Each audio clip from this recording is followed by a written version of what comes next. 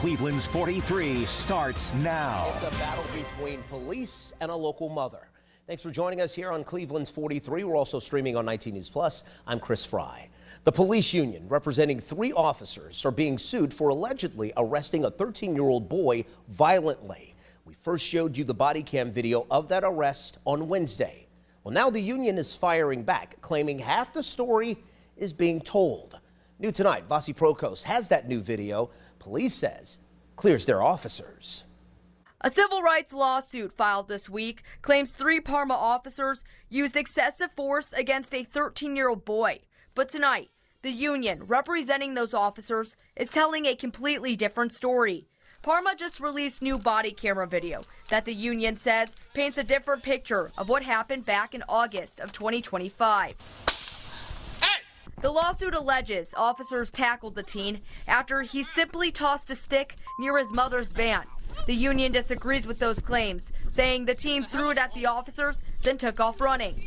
Get your over here now. Get over here. Took a stick, whipped his mom's van. Stick comes and hits me, hits her, and then he takes off running from us. The officers chased after him and said the teen resisted arrest. The Ohio Patrolmen's Benevolent Association, who is defending the officers, claimed the 13-year-old has a record of unruly behavior and called the lawsuit's claims an inflammatory anti-police narrative. But the family's attorney, Subodh Chandra, says the body camera footage shows a disturbing lack of professionalism. I mean, they're dropping F-bombs, they're using language you wouldn't expect anybody to use with a child, and the way that they treated the mother as well, the suit contends, shows a kind of indifference to human rights. The OPBA also claims the juvenile kicked at the cruiser's windows and cage as officers took him to the Parma Police Department. The lawsuit claims officers slammed the handcuffed boy's face into a stone wall. The union argues force was justified.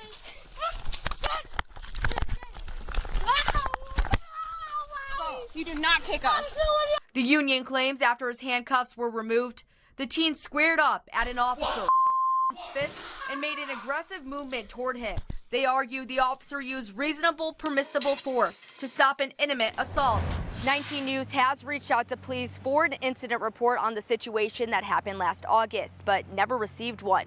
The OPBA will hold a press conference next week at its Cleveland office to address this incident, where additional details will be announced Monday. In Parma, Vasi Prokos, 19 News.